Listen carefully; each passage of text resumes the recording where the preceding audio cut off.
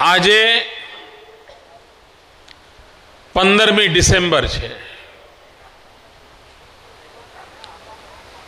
સરદાર પટેલની પુણ્યતિથિ છે.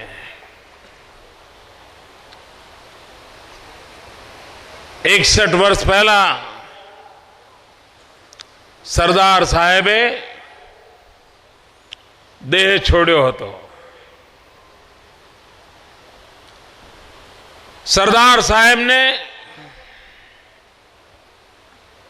ખૂબ ઓછો સમય સરકારમાં રહીને દેશની સેવા કરવાની તક મળી હતી. માંડ 2-2.5 વર્ષ અને માંડ 2-2.5 વર્ષમાં આ દેશની એકતા અને અખંડિતતાનો મજબૂત પાયો નાખવાનું કામ સરદાર સાહેબે કર્યું હતું. દેશી રજવાડાઓનું એકીકરણ, કેવી ઉત્તમ પ્રકારની સદભાવનાનું વાતાવરણ બન્યું હશે કે જ્યારે અનેક પેઢીઓથી પૂર્વજોએ પ્રાપ્ત કરેલ રાજસત્તા, એના રજવાડા, એ માન, એ મર્તબો, એ સગળું સરદાર સાહેબના કહેવાથી આ રાજા રજવાડાઓએ સમર્પિત કરી દીધું હશે. કેટલી મોટી ઘટના હશે ભાઈ! એ વ્યક્તિત્વની ઊંચાઈ કેટલી મોટી હશે! સદભાવનાનું એ સામર્થ્ય કેટલું મોટું હશે! અને એમના એ ભગીરથ પ્રયાસોને કારણે આપણે સૌ એકતાની ઇમારતમાં વિકાસની યાત્રાને આગળ ધપાવી રહ્યા છીએ. ભાઈઓ બહેનો, સદભાવના મિશનનો મારો કાર્યક્રમ ગુજરાતના બધા જ જિલ્લાઓમાં હું જવાનો છું. આજે અમારો 11મો કાર્યક્રમ છે. 33 કાર્યક્રમો હું કરવાનો છું. અને જ્યારે મેં આ કાર્યક્રમની જાહેરાત કરી ત્યારે મેં નહોતું વિચાર્યું કે નાગરિકો પણ ઉપવાસમાં જોડાશે. આજે પણ જે હજારો નાગરિકો ઉપવાસમાં જોડાયા છે એ સૌને હું નમન કરું છું, અભિનંદન આપું છું.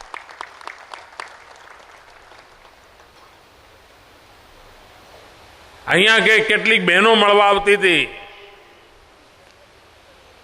એ ઈચ્છા વ્યક્ત કરતી હતી કે પારણા કરો તો અમને કહેજો, અમે કંઈક વ્યવસ્થા કરીએ.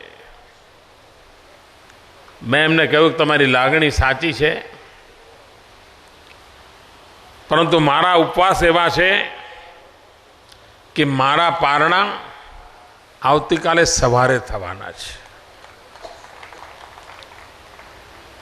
પરંતુ જે લોકો ઉપવાસમાં બેઠા છે એમને મારી વિનંતી છે કે આપ આ કાર્યક્રમ સંપન્ન થયા પછી આપના ઘરે જઈને આપ જરૂર પારણા કરી લેજો. અને અમારે એટલા માટે કહેવું પડે છે કે મારો પોરબંદરની અંદર બહુ અલગ પ્રકારનો અનુભવ થયો. કેટલાક નાના નાના બાળકોએ ઉપવાસ કરેલો અને મેં ત્યાં કંઈ આવી જાહેરાત કરી નહીં. અને કાર્યક્રમ પૂરો થઈને હું સર્કિટ હાઉસમાં મિટિંગ માટે ગયો. પેલા બાળકો એમના ઘરે ગયા પછી કંઈક ખાવાની ના પાડી દીધી. એમના મા બાપ ચિંતિત થયા તો એમના વાલીઓ એ બાળકોને લઈને સર્કિટ હાઉસમાં આવ્યા. મારે એમને સમજાવવા પડ્યા કે આપ પારણા કરી લો. બહુ મહાપારણે એ બાળકો પારણા કરવા માટે સહમત થયા. તો અહીંયા એવા નાના નાના ભૂલકાઓ જો ઉપવાસમાં બેઠા હોય અને આવી એમને કોઈ તકલીફ ન પડે એટલા માટે હું આગ્રહપૂર્વક વિનંતી કરું છું કે આ કાર્યક્રમ સંપન્ન થયા પછી આપ આપના પરિવારજનો સાથે જરૂર પારણા કરી લેજો. મારા પારણા આવતીકાલે સવારે થશે અને નિત્યક્રમમાં હું પાછો લાગી પડીશ. ભાઈઓ બહેનો, આ સદભાવના મિશન એમાં આટલો બધો જનજુવાળ કેમ? કોઈ માંગણી હોય તો લોકો જોડાય, કોઈનો કઈ વિરોધવાદ કરવાનો હોય તો લોકો જોડાય, કોઈ એવી ઘટના બની હોય, કૌતુક હોય તો લોકો જોડાય. આ શુદ્ધ સાત્વિક આવો કાર્યક્રમ, એમાં લાખોની તાદાદમાં લોકો જોડાય છે. એનું કારણ શું? પોલિટિકલ પંડિતો માટે પણ આ દ્રશ્યનું મૂલ્યાંકન કરવું જરા અઘરું કામ છે. અને જે લોકો માત્ર ને માત્ર રાજકીય ચશ્માથી ચીજોને જોવા ટેવાયેલા છે, એ તો આખો સદભાવના મિશનના કાર્યક્રમમાં પૂર્ણ થશે તો પણ એમને ચક્કર આવશે, પણ સમજણ નહીં પડે કે આ બધું થાય છે શું, થઈ શું ગયું. કયું એવું સત્વ છે,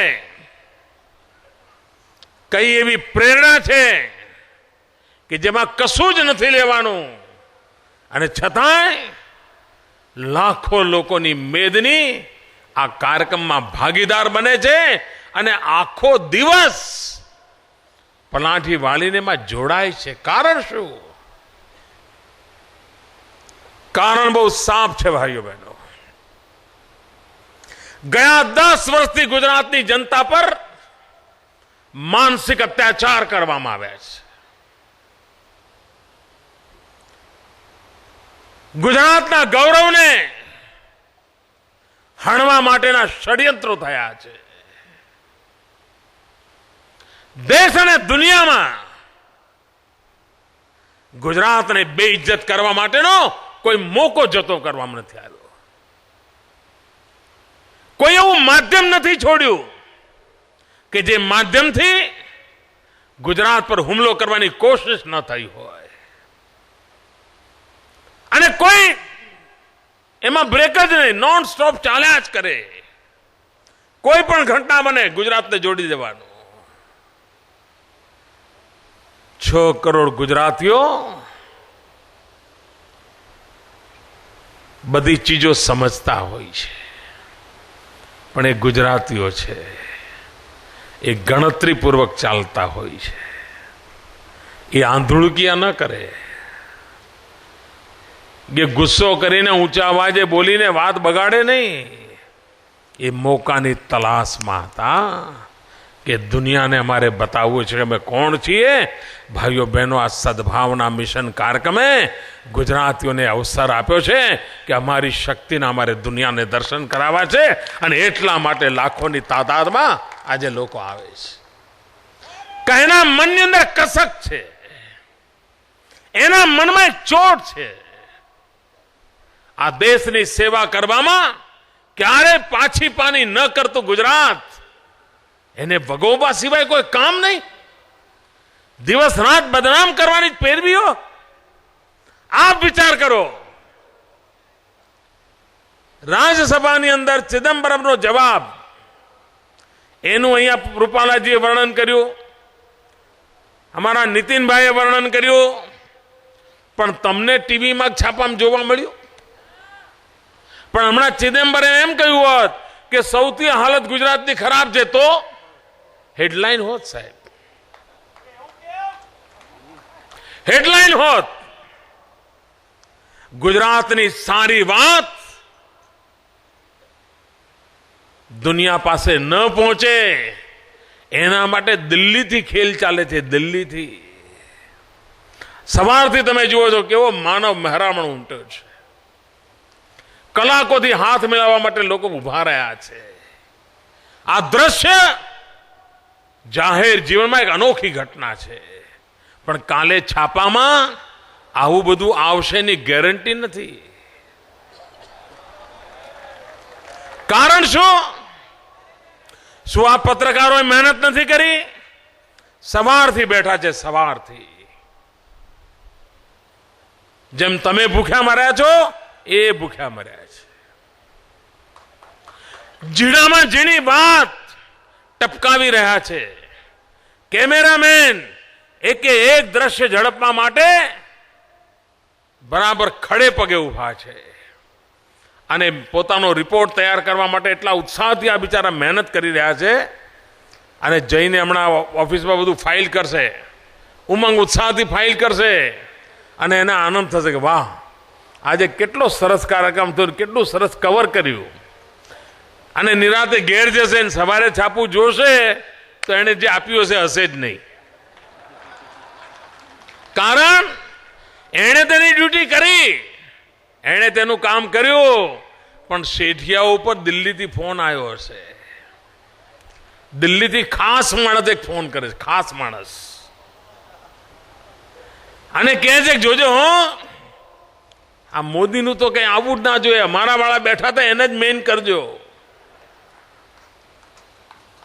અને કોઈ સહેજ આમ છાપાવાળો કે ના ના ભાઈ, અમારે તો છાપાની આબરૂનો સવાલ છે, અમારે છાપવું પડે, આવડો મોટો કાર્યક્રમ થયો છે, અહીં લોકોએ જોયો છે, મેં ના કેમ પાડીએ? તો કે તમે સમજી જજો, કાગળના કોટામાં કાટ આવી જશે. ટીવી ચેનલ હશે તો એને બંધ કરવા માટેના નુસ્ખા અમારી પાસે છે. ધમકાવે છે, બોલો, ધમકાવે છે.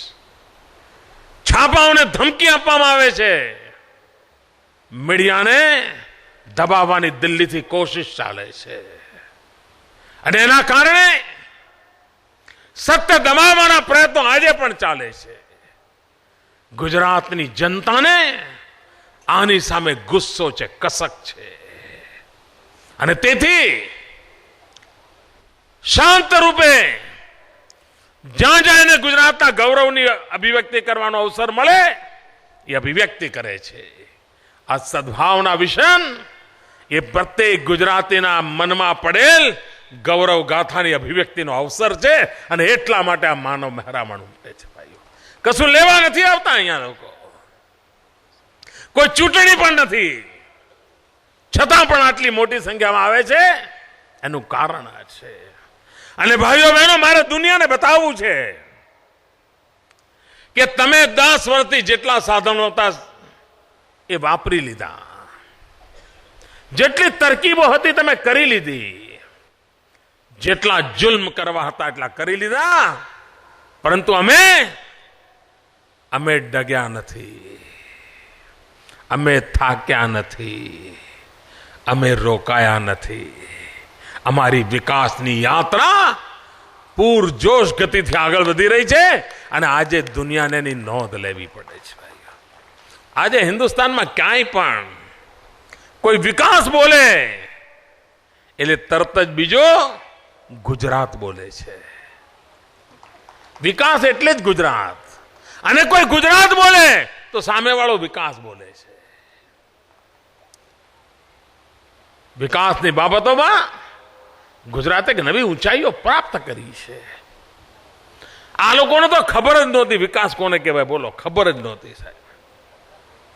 તમે આખા કોંગ્રેસના શાસનકાળને જોજો, પાણીની વાત હોય તો એમણે લાંબામાં લાંબુ કેટલું દોડ્યા હોય, હેન્ડપંપ. એનાથી લાંબી એમની કોઈ વિચાર જ નહોતો. એમને કલ્પના જ ના આવે કે કોઈ હજારો કિલોમીટરની પાઇપલાઇનો નાખીને ગુજરાતના ગામડાઓને પીવાનું નર્મદાનું શુદ્ધ પાણી પહોંચાડી શકાય. વિચાર ના આવે મિત્રો, એમને કજું જ નહીં. હેન્ડપંપમાં જ પડ્યા રહ્યા આખો દાડો, અને પાછા વાતે ગાતે ફર્યા કરે હેન્ડપંપ. કોઈ વિચાર જ નહીં કરેલો. તમને આશ્ચર્ય થશે, કોંગ્રેસના એક આદિવાસી મુખ્યમંત્રી થઈ ગયા, અમરસિંહભાઈ ચૌધરી. એમના ગામમાં પાણીની ટાંકી બનેલી, પણ ગામના લોકો કે અમરસિંહભાઈ કે એમના બધા સગાવાલા કોઈ માગણી જ ના કરે કે આ પાણીની ટાંકીનું ઉદ્ઘાટન કરો. કારણ હેન્ડપંપની ટેવ પડેલી. હું આવ્યો, મેં કહ્યું ભાઈ આવડી મોટી ટાંકી, આવડો મોટો તાબૂત ઉભો કર્યો છે, તો ગામને પાણી મળે એવું કરો ને આપણે. ના કે સાહેબ હેન્ડપંપ છે, ભેગું મારે નથી કરવું. એ સાહેબ હું ગયો, બોલો, અમરસિંહભાઈ મુખ્યમંત્રી રહ્યા હતા, એમના ગામમાં પાણીની ટાંકી પહોંચાડવાનું, પાણી પહોંચાડવાનું કામ મેં કરી આવ્યો. બોલો, એમને આ દિશા જ નહોતી મિત્રો. વિકાસની આ નવી ઊંચાઈઓનો એમને અંદાજ નહોતો. તમે કદાચ તમારા કાને પડ્યું હોય તો, આમ તો મેં કઈ છાપામાં તો મેં જોયું નથી. ગઈકાલે એક એવી ઘટના બની, સામાન્ય રીતે દિલ્હી સરકારને લોકો બીજા રાજ્યો નાની મોટી કંઈ કે માગણી કરતા હોય, રસ્તા માટે કરતા હોય, ઢીકણું કરતા હોય, ફલાણા કરતા હોય. સાહેબ આપણું વિકાસનું લેવલ એવું છે એટલે મેં સાહેબ માગણી શું કરેલી? મેં કહું કે આપણે આટલા બધા અવકાશયાન છોડેલા છે, સેટેલાઇટ છોડેલા છે, તો અમને વાપરવા માટેનો પરવાનો આપો. બોલો, કોઈ રાજ્ય માગે આવું? મેં એવું માગ્યું. મેં કહ્યું કે મારે દૂર સુદૂર ગામડાના છોકરાઓને ભણાવવા છે, મારે જંગલોમાં અંદર કામ કરતા ખેડૂતોને માર્ગદર્શન આપવું છે, અને એના માટે મારે આ ટેકનોલોજીનો ઉપયોગ કરવો છે. ભારત સરકાર મને સેટેલાઇટ ઉપયોગ કરવાની પરવાનગી આપે. ભાઈઓ બહેનો, હિન્દુસ્તાનમાં કોઈએ ક્યારે આવું માગ્યું નથી. અને ગઈકાલે આપણને એક ટ્રાન્સપોન્ડરની જગ્યા મળી ગઈ. એના કારણે ગુજરાતના ગામડાઓમાં બાળકોને અમદાવાદની સારામાં સારી શાળામાં જે શિક્ષણ મળતું હોય એ દૂર સુદૂર જંગલની શાળામાં પણ આપી શકાય એવી ટેકનોલોજી આપણે વિકસાવી શકીએ, એની વ્યવસ્થા કરીએ. વિકાસ આવી રીતે થાય ભાઈ, અને વિકાસનો લાભ મળી રહ્યો છે. ભાઈઓ બહેનો, આ વિકાસ, આ પ્રગતિ, એની પાછળ તાકાત કઈ છે? એવું કયું કારણ છે કે જેના કારણે ગુજરાતમાં પ્રગતિ થઈ છે? કોઈ કહેશે મુખ્યમંત્રીના કારણે, કોઈ કહેશે ભાજપના કારણે, કોઈ કહેશે સરકારના કારણે. અલગ અલગ કારણો અલગ અલગ લોકો કહેતા હશે.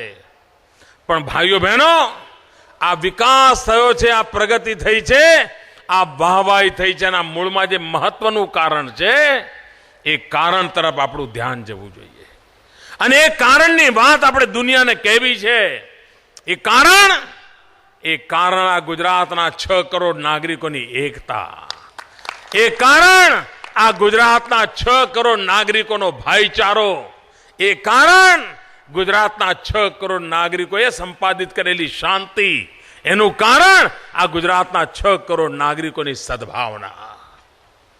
અને એના કારણે પ્રગતિ થઈ છે. પહેલા આપણી હાલત કેવી હતી? નરસિંહજીનો વરઘોડો નીકળેલ શું થાય? પહેલા પોલીસનો કાફલો ઉતરે ગામમાં. બોલો, વડોદરામાં ગણેશજી નીકળવાના હોય, વિઘ્નહર્તા, વડોદરામાં વિઘ્નહર્તા નીકળવાના હોય અને ટેન્શન હોય કે ભાઈ કોઈ વિઘ્ન ના આવી જાય. મોહરમ નીકળવાના હોય, ટેન્શન. ઈદ આવવાની હોય, ટેન્શન. કોઈને વડોદરા આવવું હોય ને ડભોઈથી તો પૂછે ફોન કરીને કે એ બાજુ કરફ્યુ બરફ્યુ તો નથી ને લ્યા. પૂછવું પડે એવી દશા હતી. છાસ મારે ચક્કા ચાલે, રિક્ષાઓ બળે, ગલ્લા સળગે, 2-5 છોકરા આ બાજુથી જેલમાં સડે, 2-5 છોકરા આ બાજુ જેલમાંથી સડે. આ જ ચાલતું હતું મિત્રો. અને ગુજરાતમાં ઠેર ઠેર આ ચાલતું હતું. આજે કરફ્યુનું નામો નિશાન નથી ભાઈ.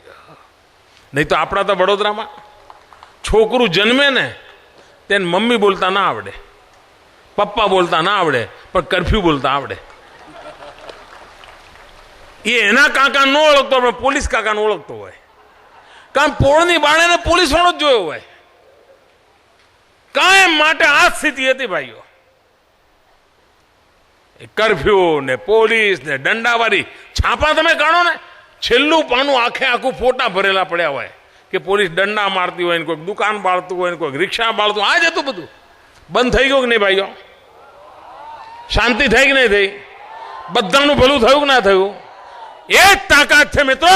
અને મારે દુનિયાને કેવું છે, મને ચિદમ્બરમ સાહેબ રાજસભામાં જવાબ આપે ને સાચું છે એવું નથી. અમે તો ધરતી પર સાકાર કરીને બતાવ્યું છે કે અમારો આ રસ્તો છે. અને મારો તો મત છે મિત્રો, જે લોકો એમ કહે છે કે અમારે ગુજરાત જેવું આગળ જવું છે, કેટલાક લોકો કહે છે ને, હમણાં પંજાબના કોંગ્રેસના ભૂતપૂર્વ મુખ્યમંત્રી કોંગ્રેસના, એમણે નિવેદન કર્યું. એમણે કહ્યું કે પંજાબની ચૂંટણીની અંદર હું પંજાબની જનતાને વચન આપું છું કે જો તમે અમને સત્તા પર બેસાડશો કોંગ્રેસને, તો અમે ગુજરાતની જેમ પંજાબ તૈયાર કરીશું. એવું કહ્યું. આ જે લોકો નિવેદનો કરે છે એમને મારે કહેવાનું છે કે જો તમારે પ્રગતિ કરવી હોય તો ગુજરાત પાસેથી બીજું બધું શીખવામાં ટાઈમ લાગે તો લાગે, એક કામ જો તમે શીખી લેશો તો હું તમને કહું છું કે તમે ઘણા ડગલા આગળ નીકળી જશો. અને એ કામ છે, તમે તમારા રાજ્યની અંદર આ જાતિવાદના ઝેર બંધ કરો, કોમવાદના ઝેર બંધ કરો, એક જાતિ બીજી જાતિને મારે કાપે બધું બંધ કરો, ભાઈચારાનું વાતાવરણ બનાવો. અને એક વાર આ જાતિવાદના ઝેરમાંથી દેશ બહાર નીકળ્યો, કોમવાદના ઝેરમાંથી દેશ બહાર નીકળ્યો, એકતાનું વાતાવરણ બનાવ્યું, મિત્રો દુનિયાની અંદર મહાસત્તા બનતા આ દેશને કોઈ રોકી શકવાનું નથી. ગુજરાતે પુરવાર કરી દીધું છે, ગુજરાતે બતાવી દીધું છે. અને જેનાથી લાભ થયો હોય ને એને છોડાય નહીં. એટલે આપણે ત્યાં પાકું કરવું છે કે 10 વર્ષ થયા કરફ્યુ ગયો છે, આવનારી શતાબ્દીઓ સુધી કરફ્યુનું નામો નિશાન અમારે ગુજરાતની ધરતી પર આવવા નથી દેવું. અમારે માર કાપ લાડવાડ આ ગુજરાતની ધરતી પરથી અમારે વિદાય આપી દેવી છે, અમારે એને પ્રવેશવા નથી દેવું. ભાઈઓ બહેનો, આ વાત આપના દિલો સુધી પહોંચે, ગુજરાતને ગામડે ગામડે પહોંચે, ઘરે ઘરે પહોંચે, વ્યક્તિ વ્યક્તિએ પહોંચે, એના માટે મારા શબ્દો પૂરતા નથી, એમાં તપશ્ચર્યા જોઈએ. અને એટલા માટે મેં ઉપવાસનો રસ્તો લીધો છે. સચ્ચાઈનો રણકો આપના કાન સુધી પહોંચે એટલા માટે મેં આ માર્ગ લીધો છે. ભાઈ, આ રાષ્ટ્રકારણ છે, આ રાજકારણ નથી. ભાઈ, અને જે લોકો વાર તહેવારે ગુજરાતની બદબોઈ કરવા ટેવાયેલા છે એ લોકો કાન ખોલીને સાંભળી લે કે 10 વર્ષમાં તમે સફળ નથી થયા અને ભવિષ્યમાં પણ થવા નથી. હવે તમે ગુજરાતને સાચી રીતે સમજવા માટે મન જરા મોકળું કરો. થયું જેટલા દાડા તમે કર્યું ભોગવ્યું. આ સત્યનો માર્ગ કહેવાય ગયો. અને અમારામાં હિંમત છે ડંકાની ચોટ પર આ વાત કહેવાની. ભાઈચારાની વાત જ્યારે કરીએ ને ત્યારે અંદરથી જાણે મંત્ર બોલતા હોય ને એમ 6 કરોડ ગુજરાતી મંત્ર નીકળે છે. મારે મન 6 કરોડ જ્યારે બોલું છું ને એ શબ્દો નથી હોતા. મારા આખા પરિવારને હું યાદ કરું છું. 6 કરોડનો મારો પરિવાર છે. એનું સુખ એ મારું સુખ છે, એનું દુઃખ એ મારું દુઃખ છે. એ ભાવથી હું કામ કરું છું. અને એના જ કારણે ભાઈઓ આજે પ્રગતિની નવી ઊંચાઈઓ આપણે પાર કરી છે. વિકાસ સિવાય કોઈ માર્ગ નથી મિત્રો. પહેલા અનામતના આંદોલનો થતા હતા. કેમ થતા હતા? હવે કેમ નથી થતા? કેમ દલિતો નથી? છે. સવર્ણો નથી? છે. આદિવાસીઓ નથી? છે. બક્ષીપંડના લોકો નથી? છે. કેમ? કારણ પહેલા એન્જિનિયરિંગમાં એડમિશન લેવું હોય તો માંડ 10-12 હજાર બેઠકો હતી. હવે 12,000 બેઠકો હોય અને છોકરાઓ લાખો પરીક્ષા આપતા હોય, એમાંથી 12,000 નંબર લાવે ઝઘડો થાય કે ના થાય? પછી એમાં અનામતનો મુદ્દો આવે કે ભાઈ આને આટલી સીટો ગઈ, આને આટલી સીટો ગઈ, બાકી કોઈને રહ્યું નહીં. પૂતળા બાળો. ચાલો આપણે ઉપાય શોધી કાઢ્યો. આપણે 12-13,000 સીટો હતી, 1 લાખ સીટો કરી દીધી. લો વાપરો, જેને ભણાવો આવો, લો જગ્યા ખાલી છે. એ કરવું પડે ભાઈ. તમે વિકાસ કરો, વિપુલતા લાવો એટલે બાકી નાના નાના ફાંટા બધા જતા રહેતા હોય છે, બધા ઝઘડા કંકાસ બંધ થતા હોય છે. એ જ આપણે શરૂ કર્યું છે. વધુમાં વધુ તકો આપો ભાઈઓ. આજે ગુજરાતમાં તમને મજદૂર જોતો મળતો નથી. મજદૂર મળતો નથી ભાઈઓ. કામ કરવા માટે માણસ ના મળે, ઘરકામ કરવા માટે માણસ ના મળે. તમારે નળ બદલવો હોય, પ્લમ્બર લાવવો હોય તો અઠવાડિયા સુધી ફાંફા મારો તો માંડ પ્લમ્બર મળે. કેમ આમ થયું? કારણ સૌને સારી આવકવાળા કામો મળી ગયા અને એટલા માટે નાના કામ કરનારા માણસો આજે ગુજરાતમાં ઉપલબ્ધ નથી ભાઈઓ. એ વિકાસના કારણે શક્ય બન્યું છે. આ ગુજરાતનો ખેડૂત કેવી દશા હતી એની. એને બિચારા ઘરમાં દીકરી મોટી થઈ હોય અને 2-4 વીઘાની ખેતી હોય, જમીન ટૂંકી હોય અને દીકરી પરણાવે જમીન ગીરવે મૂકવા જાય તો પૈસા એટલા આવે નહીં જેને દીકરીના લગ્ન થાય. કારણ જમીનની કિંમતો જ નહોતી. ખેડૂતના બધી જમીન જતી રહે તો દીકરી કુંવારી રહી જાય, એવા દિવસો હતા. આજે એક જમાનો હતો ખેડૂતને પોતાની જમીન વેચીને તો ભલખા મારવા પડતા હતા. આજે ગુજરાતની પ્રગતિના કારણે ગુજરાતનો ખેડૂત એટલો મિજાજ વાળો બન્યો છે કે એના ખેતરમાં જમીન કોઈ લેવા આવે ને, મોટી ગાડી લઈને આવ્યો હોય, કોટ પેન્ટ ટાઈ પહેરીને આવ્યો હોય, અને ખેડૂત હોકો પીતા પીતા કહી દે આજે નહીં, મંગળવારે આવજો, આજે મૂડ નથી. આ મિજાજ પેદા કર્યો છે મિત્રો. ગુજરાતના ગામડામાં સામર્થ્ય લાવ્યા છે આપણે, વિકાસના કારણે લાવ્યા છીએ, અને વિકાસની નવી ઊંચાઈઓને પાર કરવી છે. આખા હિન્દુસ્તાનમાં ઔદ્યોગિક વિકાસ થાય તો ખેતીની જમીન ઘટે, સ્વાભાવિક વાત છે. એકમાત્ર ગુજરાત એવું અપવાદ છે કે જ્યાં ઉદ્યોગો પણ વધ્યા છે અને ખેતી લાયક જમીન પણ વધી છે. 18 લાખ હેક્ટર જમીનમાં વધારો થયો છે ભાઈ. 18 લાખ હેક્ટર જમીન, જ્યાં પહેલા એક તણખલું નહોતું ઉગતું, એ જમીન આજે ખેતી લાયક બનાવી દીધી છે. પાણી પહોંચાડે છે, ખેતી કરવા યોગ્ય સ્થિતિ પેદા કરી છે. ઉદ્યોગનો પણ વિકાસ, ખેતીનો પણ વિકાસ, એ કામ આપણે કરી બતાવ્યું છે. અને ભાઈઓ બહેનો, આ સદભાવનાની અસર દિલ્હી પહોંચે કે ન પહોંચે, રાવલપિંડી પહોંચવા માંડી છે. દિલ્હી વાળાએ કાન બેડા કર્યા હોય તો ન સમજાતું હોય, રાવલપિંડીને સમજાવવા માંડ્યું છે મિત્રો. હમણાં પાકિસ્તાનનું એક ડેલિગેશન આવ્યું હતું અમદાવાદ, સ્પેશિયલી મને મળવા આવ્યા. કાર્યક્રમમાં તો મળ્યા હતા, ત્યાં ઓટોગ્રાફ લીધો, ફોટોગ્રાફ લીધો, જે લેવું એ લીધું. પછી બીજા દાડે એમનો ફોન આવ્યો, સાહેબ અમારે તો મળવું જ છે તમને. મેં કહું આવો મળીએ. તો શેના માટે આવ્યા હતા? નિમંત્રણ આપવા આવ્યા હતા કે સાહેબ તમે પાકિસ્તાન આવો અને અમને શીખવાડો કે વિકાસ કેમ કરાય, અમારી ચેમ્બરને તમે ભાષણ કરો. એમણે કહ્યું મને, ભાઈઓ બહેનો, દિલ્હીના કાનની અંદર ખીલા ઠોકાણા હોય ને ન સંભળાય, રાવલપિંડી સુધી ગુજરાતના વિકાસની વાત પહોંચી છે મિત્રો. કરાચીની અંદર ગુજરાત સામે જોવાની લોકોની ઈચ્છા જાગવા માંડી છે કે ભાઈ વિકાસ કરવો હશે તો ગુજરાત પાસેથી શીખવું પડશે. એ પાકિસ્તાન સુધી પહોંચાડવાની તાકાત આ ગુજરાતની જનતાએ કરી બતાવી છે, અને એટલા માટે પ્રગતિ થઈ રહી છે ભાઈ. હમણાં ચીન લાઈન લાગી છે, બોલો લાઈન. કોઈ અઠવાડિયું એવું નહીં હોય કે ચીનથી કોઈ મોટી કંપની આ વાટાઘાટ માટે ના આવતી હોય. એને એમ લાગે છે એ હવે ચીન વાળા તો એમ જ છે, હિન્દુસ્તાનમાં જવાનું એટલે ગુજરાત જ જવાનું. એમ જેમ તમિલનાડુ જેવું તમે ના કહો મદ્રાસ, આપણે એમ કે મદ્રાસ, તમિલનાડુમાં ગમે તેનો હોય તો એ કે મદ્રાસી. એમ આજે હિન્દુસ્તાનમાં એમને ક્યાંય આવું તેમ ગુજરાત. જાપાનનું એવું થયું, કેનેડાનું એવું થયું, સિંગાપોરનું એવું થયું. અમેરિકાથી મોટા ભાગના ઉદ્યોગકારો ગુજરાત તરફ આવી રહ્યા છે. ભાઈઓ બહેનો, હવે ચીન પણ ગુજરાતની ધરતી પર પોતાની રોજીરોટી માટે પ્રયત્ન કરે એવા દિવસો ગુજરાતે પાર કર્યા છે. આ બધું શક્ય બન્યું છે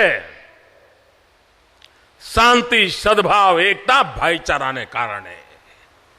એ વાતને વધારે આગળ ધપાવી છે, એ વાતને વધારે આગળ લઈ જવી છે. અને પરિણામો કેવા? હમણાં એક ચૂંટણી પરિણામ આવ્યું, બોલો. આ છાપાવાળાને કેમ ધ્યાન ન ગયું મને ખબર નથી પડતી. અંકલેશ્વરની અંદર એક કોર્પોરેશનની પેટા ચૂંટણી હતી શૈલેષભાઈ, અંકલેશ્વરની મ્યુનિસિપાલિટીમાં. એ પેટા ચૂંટણી એવા વોર્ડની હતી કે જ્યાં મતદારો 100% મુસલમાન, એક બી હિન્દુ મતદાર નથી.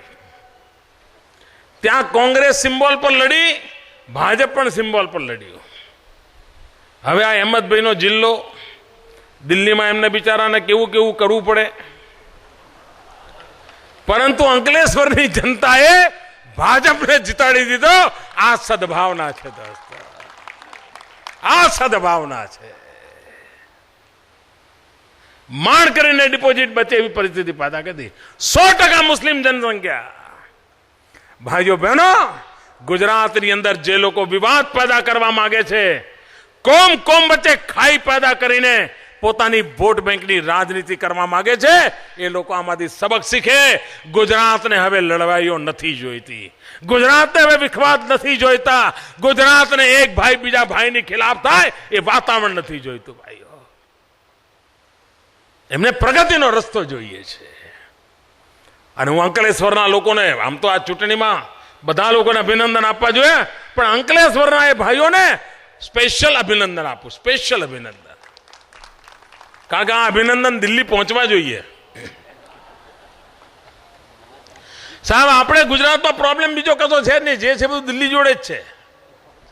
આખી મુસીબતોનું કારણ હોય તો એક જ જગ્યા છે. તમને કાંઈ તકલીફ પડે તો તમે સમજો ત્યાંથી તકલીફ. તમારું રિક્ષા ભાડું વધે ને તો સમજો તકલીફ ત્યાંથી થઈ હશે. કારણ ગુજરાતને તકલીફ આપવાનો એમણે કાર્યક્રમ જ હાથ લીધો છે. કાર્યક્રમ જ હાથ લીધો છે. ભાઈઓ બહેનો ગમે તેટલી તકલીફ આપે, મેં નક્કી કર્યું છે મારે વડોદરાને વાયબ્રન્ટ વડોદરા,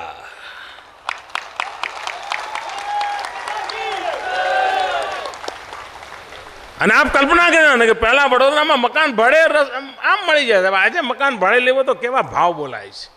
કેમ? વડોદરાની ચારે તરફ જે વિકાસ થવા માંડ્યો છે એનો સીધો લાભ વડોદરાને મળવા માંડ્યો છે. વડોદરા આજે સુરત, અમદાવાદની હરોળમાં આવીને ઉભું રહી ગયું છે ભાઈઓ. એની કેટલીક માળખાકીય સુવિધાઓ માટે 1500 કરોડ રૂપિયાનું આયોજન કર્યું છે. 1500 કરોડ રૂપિયાનું. ચાહે ગેસની પાઇપલાઇનનું કામ હોય, ચાહે બીઆરટીએસનું કામ હોય, ચાહે રસ્તાઓનું નેટવર્ક કરવાનું હોય, 1500 કરોડ રૂપિયાના આયોજન સાથે આ વડોદરા મહાનગરીને વધુ ઉજ્જવળ બનાવવાની દિશામાં આપણે આગળ વધી રહ્યા છીએ.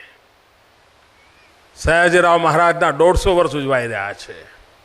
સ્વામી વિવેકાનંદજીના 150 વર્ષ ઉજવવાની તૈયારી થઈ રહી છે. પ્રભાશંકર પટની કરીને એક બહુ મોટા મહાપુરુષ આપણે ત્યાં થઈ ગયા. ભાવનગર સ્ટેટના દિવાન હતા. મહાત્મા ગાંધી સાથે જે ગોળમેજ પરિષદમાં ગયા હતા, એમના 150 વર્ષ. ભાવનગરના મહારાજાની શતાબ્દી. એક એવો અવસર આવ્યો છે આપણે ત્યાં. અને આ બધા જ એવા મહાપુરુષો છે કે જેમના માટે ગુજરાત ગૌરવ કરે. ભાઈઓ બહેનો, હું વડોદરા સ્ટેટનો નાગરિક રહેલો છું. કારણ મારું ગામ વડનગર વડોદરા સ્ટેટમાં હતું, ગાયકવાડી સ્ટેટમાં હતું. મારો તો જન્મ દેશ આઝાદ થયો પછી થયો.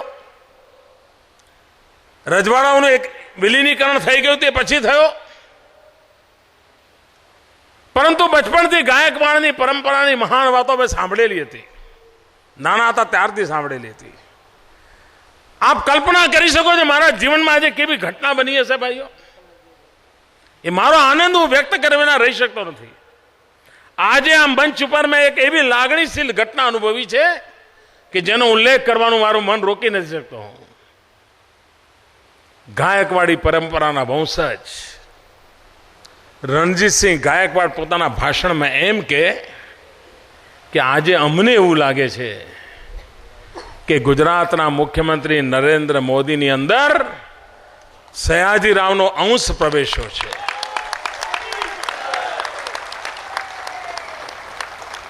રણજીતસિંહ ગાયકવાડના શબ્દો મારા જીવનમાં મને મળેલી ઉત્તમમાં ઉત્તમ ભેટ છે દોસ્તો.